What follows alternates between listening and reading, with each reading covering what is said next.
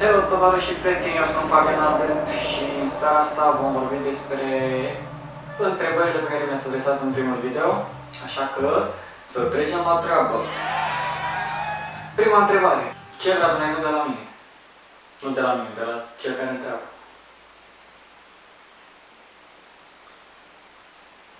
Următoarea întrebare. Cum a început pasiunea ta pentru fotografie?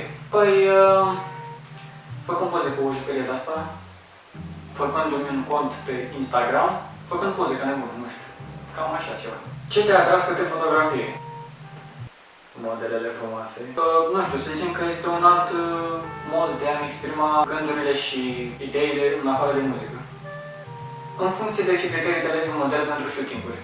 Mai multe criterii, sincer, nu stau să le număr pe toate, expresivitatea, înălțimea, lățimea în unele cazuri, caracterul acelei persoane și foarte important să ai cu cine vorbi. Indicat ar fi să mergeți înainte la cafea, înainte de shooting, să vă cunoașteți mai bine, perverșilor, să cunoașteți modelul mai bine ca să știți cu cine lucrați, la asta mă refer. Da, puteți să mergeți și după shooting la cafea. Următoarea întrebare. Cum pot să-ți miroase picioarele dacă ele am nas? Sincer, n-am făcut un research pentru întrebarea asta, nu știu ce să răspund. Da. Nu e așa că la video fii adorabilă? Ai un idol? Dacă da, care? Sincer, idolul meu este curierul, orice curier. Deci când vine curierul ăla, îmi provoacă așa de mare bucurie, încât aproape că sar ca fac bani așa până la poartă și apoi iau cutiuța, merg în casă și e ca un spirit al Crăciunului. Asta vreau să mă fac când o să fiu mare, curier. Ce sau cine te-a inspirat să te apui de videoblogging? M-a inspirat camera foto. Nu?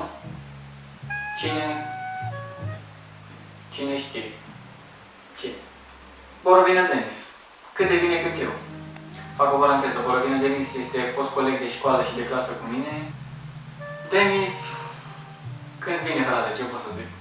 Îmi aduc aminte fiecare pauză, fiecare moment și nu numai pauză, în care zbierai prin clasă și prin școală, cu căștile în urechi, toată lumea te striga, Denis, Denis, mai încet! Tu erai... Da, când vine.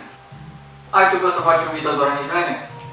Probabil nu știți, dar eu sunt în ismene și acum. Cam atât cu întrebările pe ziua de azi, dar înainte să termin vreau să vă vorbesc puțin despre școală. Păi fraților, eu am terminat școala. Știu cum e, știu că vreți să terminați școala mai repede, să fiți mai liberi, să faceți ce vreți voi. Dar o să vă fie dor de școală ca dracu, vă jur, deci vă jur, ca dracu să vă fie dor de școală. Și probabil acum spuneți, mamă, ce are mă frate ăsta, ce dracu spune asta acolo, cum să fie mie dor de școală? Dar am trecut prin asta și am ajuns la această concluzie, de dor de școală și de colegi și de tot, și de anumiți profesori chiar. Da, cei profesori care te f*** la cap în fiecare oră.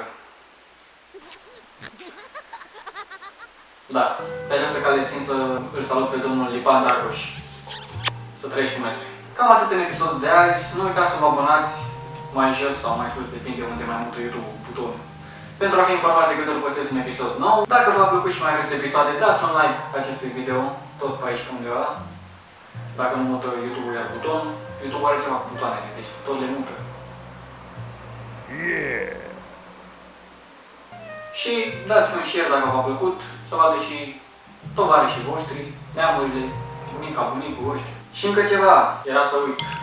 Nu, de fapt nu era să uit, dar așa se face, știi? Încă ceva, era să uit. Nu era să uit. Aștept sugestii pentru acest show, idei de nume, teme pentru show, subiecte de discuție, lăsați un coment mai jos. Ce aș vrea să vedeți în continuare, dați-mi sugestii pentru show, pentru, nu știu, ce vreți voi, idei și așa mai departe. V-am pupat până data viitoare, eu sunt Fabian Albert și vă urez nouă dimineață ca mea, fără zahăr în cafea. Cam atât, v-am pupat, ceau!